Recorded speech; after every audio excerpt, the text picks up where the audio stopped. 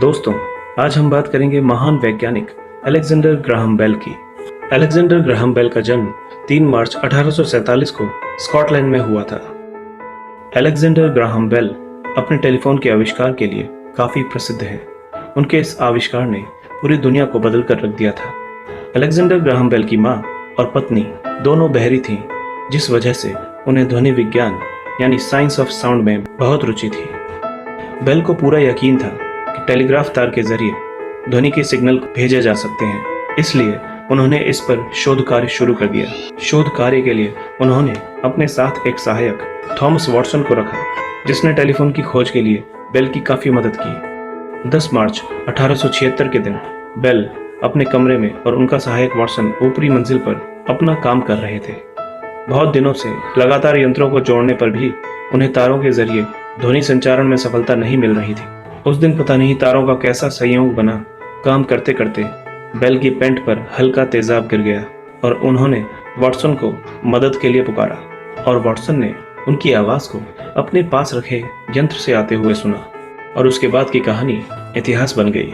यह दो व्यक्तियों के बीच पहली बार टेलीफोन पर की गई बात थी, जिसमें बेल अपने सहायक थॉमस वॉटसन को कहते हैं, mister Watson come here, I want to see you, यानी कि मिस्टर वॉटसन यहाँ आ जाओ, मुझे तुम्हारी ज़रूरत है। टेलीफोन की खोज के तुरंत बाद बेल ने इसका पेटेंट करवा दिया और 1877 में एक टेलीफोन कंपनी खोल ली, जो जल्द ही बहुत अमीर हो गई। आज बेल की कंपनी को AT&T के नाम से जाना जाता है।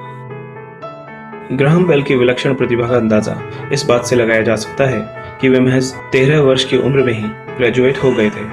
आपको जानकर हैरानी होगी कि सिर्फ 16 साल की उम्र में यह खोजी वैज्ञानिक एक म्यूजिक टीचर के रूप में मशहूर हो गया था। लगभग 23 साल की उम्र में उन्होंने एक ऐसा पियानो बनाया था जिसकी मीठी आवाज़ काफ़ी दूर तक सुनी जा सकती थी।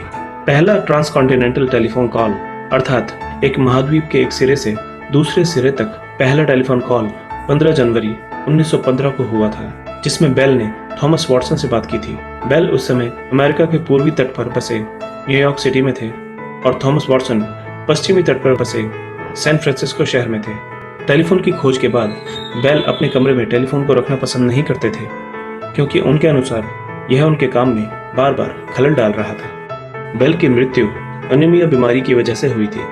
उनकी मृत्यु के बाद पूरे उत्तरी अमेरिका की सभी टेलीफोन लाइंस को बेल के सम्मान के रूप में 2 मिनट तक बंद कर दिया गया था। उनकी मृत्यु 2 अगस्त 1922 को कनाडा में 75 वर्ष की आयु में हुई थी। दोस्तों, अगर आपको हमारी ये वीडियो पसंद आई तो प्लीज़ लाइक करें, शेयर करें और कमेंट करें।